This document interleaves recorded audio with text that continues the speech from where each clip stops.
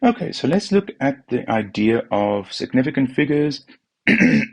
How do we count them, and how do we do calculations given a certain number of information? So the whole idea here is that, let's say, for example, you weigh something and you constantly get little differences in the values. You get 12.6, then you get 12.7, then you get 12.5, you get 12.6 again. So that means you definitely know something weighs, let's say, 12 grams, but you are unsure whether or not it's 12.5, 12.6, 12.8, 12.7. You don't really know that. So how can that uncertainty be translated through calculations? So the main idea is, let's say, for example, you want to calculate the density of some metal. For that, you measure the mass, the length, the width, and the thickness of your metal. So then you have a mass divided by the volume that you can calculate. But to calculate that, you'll first need to know how many significant figures a number is. So in these cases, you always start counting from the first non-zero number on the left-hand side. So you'll count 1, 2, 3, 4. So then you have 4 significant figures. Same with this one. 1, 2, 3. 6 is a non-zero number, so we just start counting.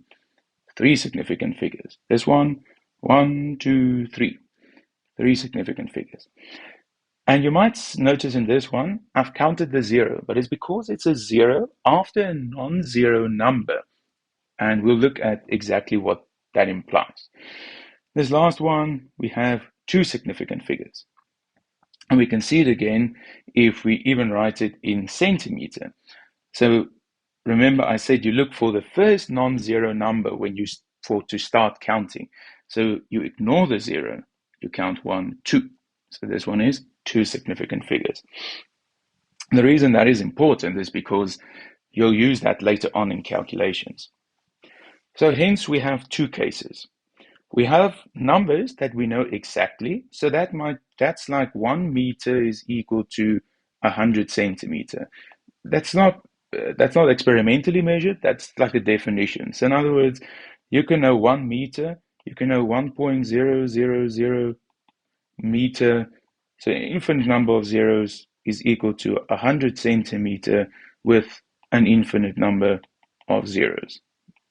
So you technically know those kind of values. So volume to liter to cubic meter, centimeter, decimeter, all those units you can relate, and you have an infinite number of significant figures. So when you're converting between units, um, except if you're using a conversion factor like the gas constant or something like that, then you know an infinite number. So you don't have to stress then about how that affects your calculations. What you need to worry about is when you have measured the numbers. So you've measured the thickness or the width or the mass of the metal. But if you want to take grams to kilogram, you don't have to worry about what that number is because you're just doing a conversion. Okay. Now, the only thing that's really of importance is where the zeros go. The zeros are usually the thing that causes issues. So we can have certain rules. So it says zeros between two other significant digits are significant themselves. So that's like 103. Then it means that zero is significant, and hence we count 103. That's 3 significant figures. Okay, so it's a zero in between two important two non-zero numbers. That means we count it.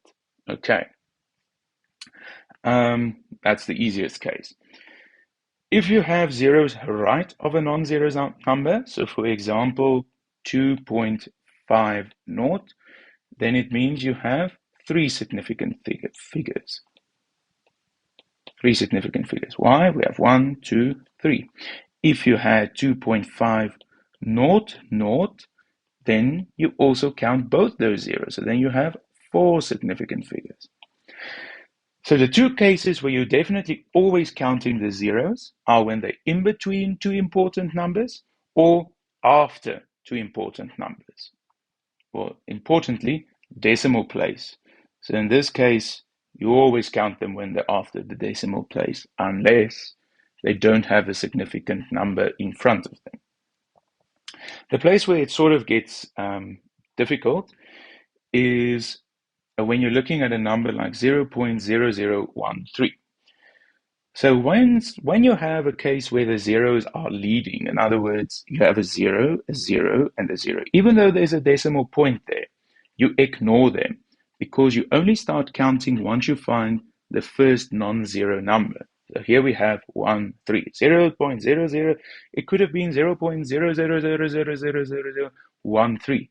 You ignore all those zeros and you only start counting from 1, 3. So that's two significant figures. So this one's two significant figures. When you have a value, for example, 13,000, the question is that 5 significant figures or only 2? And to avoid the confusion, whether or not we know exactly whether this value is 13,000 or whether it's 13,001, is we use something called a dot notation. So we'll write 13,000 dot, then it's 5 significant figures. If we only wrote 13, 1, 2, 3, then you only count the 1 and the 3. So then you say it's 2 significant figures.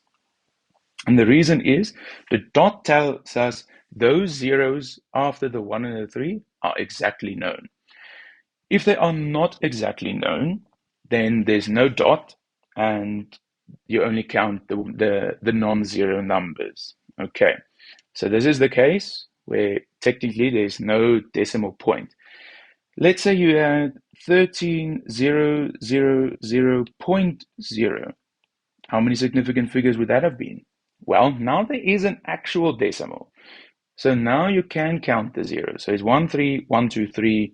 So that is 6 significant figures. Okay, you notice what the difference is between this one and this one specifically. So that dot actually then implies that dot there. You just don't have something after the dot. You just know it until that point.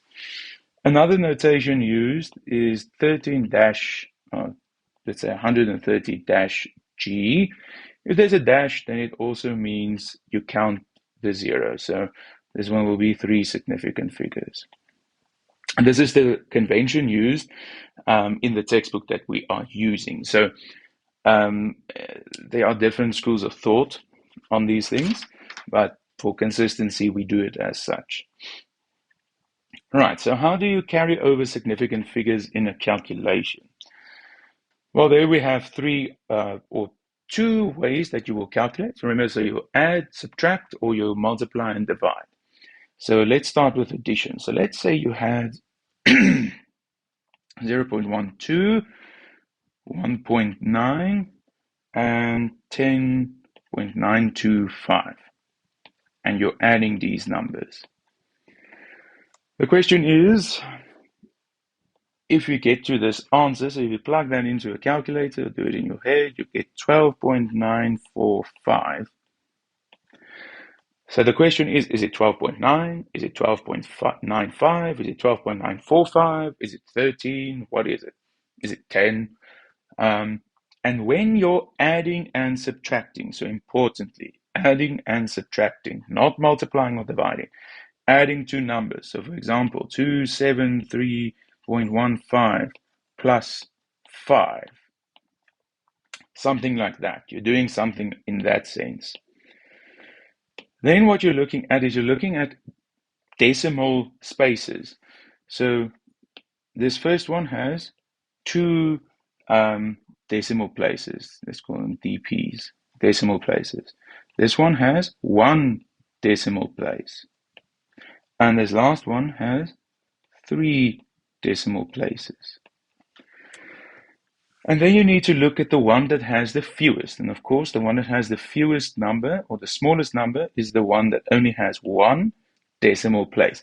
So that then implies our answer needs to be to 1 decimal place. Okay, so then the 12.9 becomes 12.9. 12.9. So the 12.945 becomes 12.9. Just as an interesting question, what would have happened if we, for example, got a number here like 12.964? What would you have done then? Um, the answer is you always need to round. So you would have looked at the 9, so you're interested in 12.9, but you look at the number next to it to see whether or not you should round it. And in that case, you would have then rounded it. So you would have said this answer then becomes 13.0. So the 0 needs to be there because you're rounding to 1 decimal point, or at least you need to report the number to 1 decimal point. So that's what you need to look at. Okay. And even if you're multiplying and adding and subtracting in the same thing, then there's different rules. So we'll see how they all combine. But this is just in the adding and subtracting state. If you have multiplication or division, so let's say, for example, you have the numbers 0.01208 and you have the number 0.0236. What does your answer need to be? Well, we count significant figures. So 0.0, we don't ever count leading zeros. We start counting from the first non-zero number. So this is 1, 2, 3, 4. It's 4 significant figures. This one is 0.0212 3 significant figures. So again, we take the one that has the least number of significant figures, and that is 3. So you'll see the answer that you should get here is 0.512.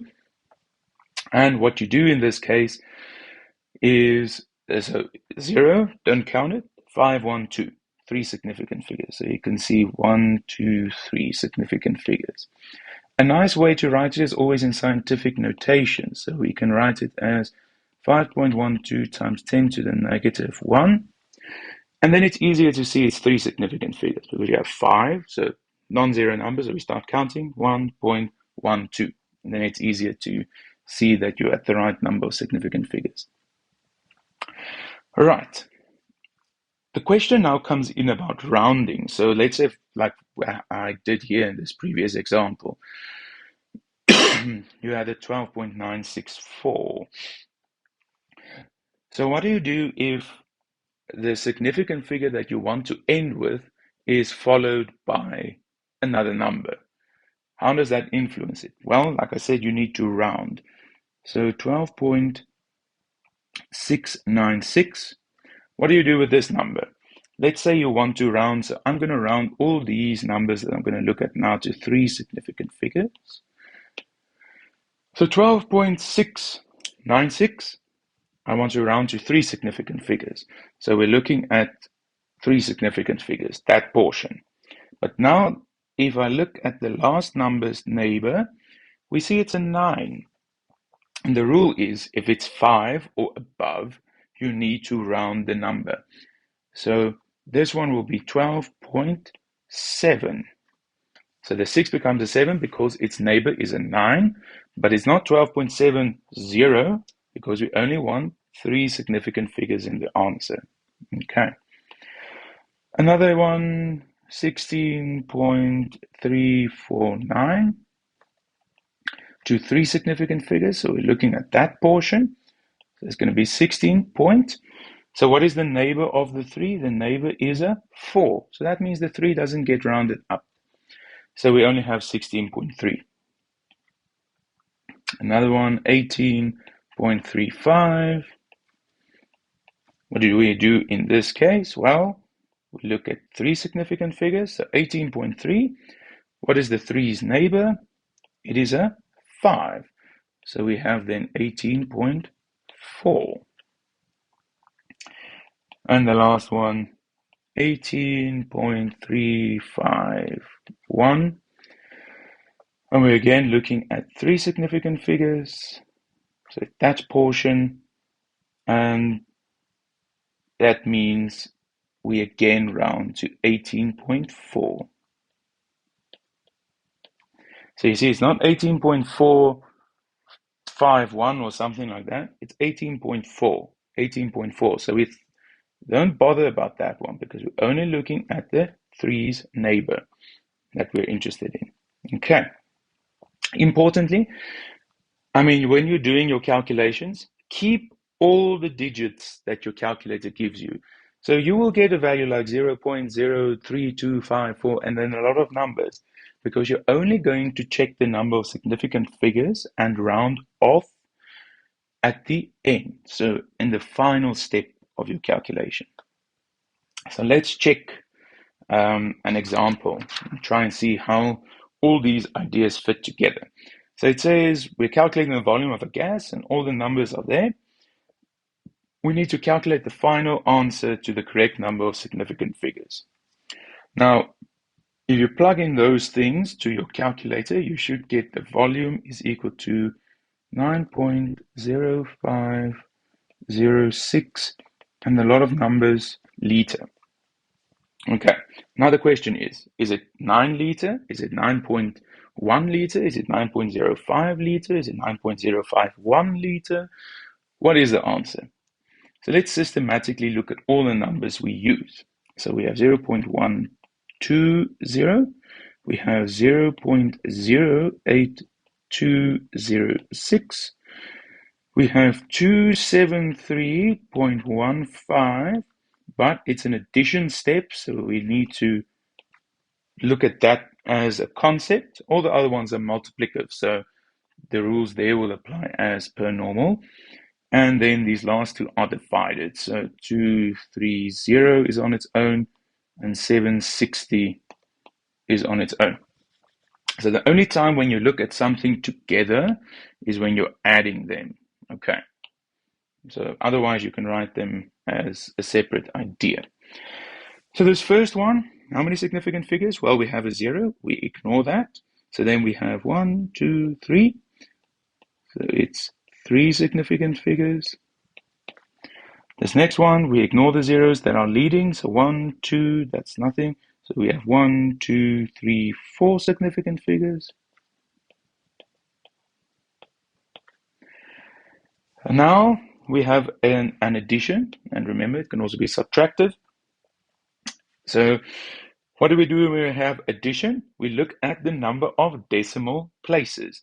So this thing is going to be equal to 278.15, but this needs to be rounded to the correct number of significant figures. So in principle, it would be 5 has no decimal places. So you will just be left with 278 and nothing more.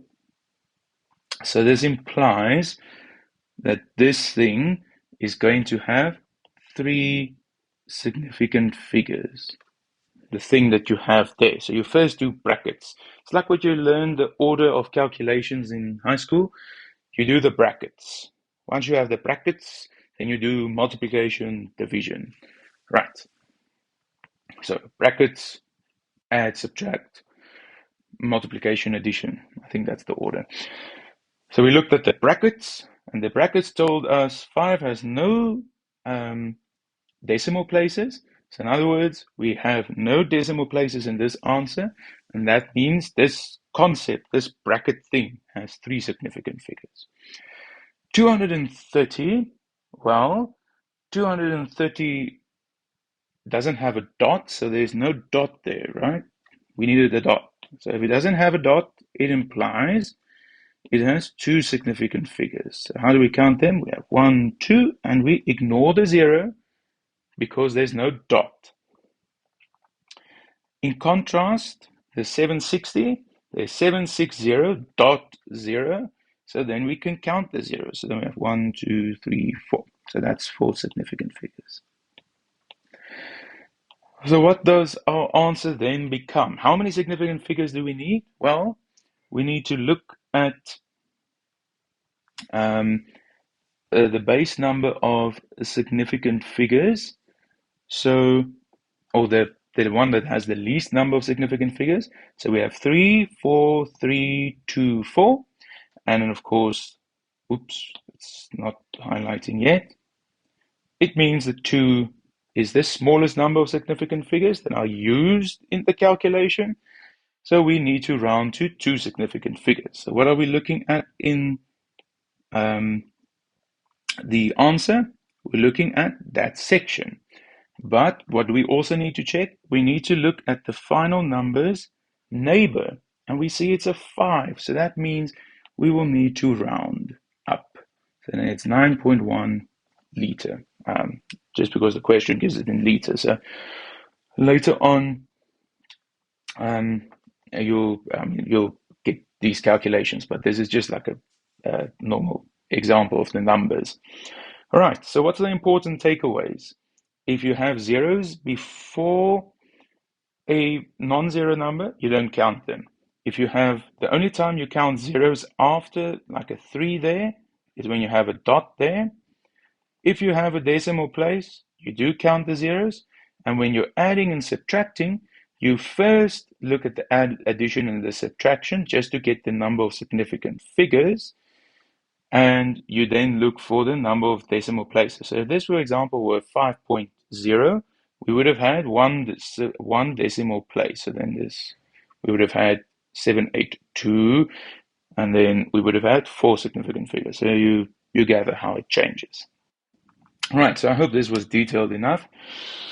And of course, all of this is convention according to what the textbook uses and those kind of things. You can use other symbolics, you can use other ideas. Some people say 230 is known exactly. So 230 is 3 significant figures, but we use the dot system. So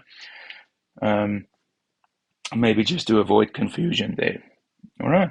Thank you for watching.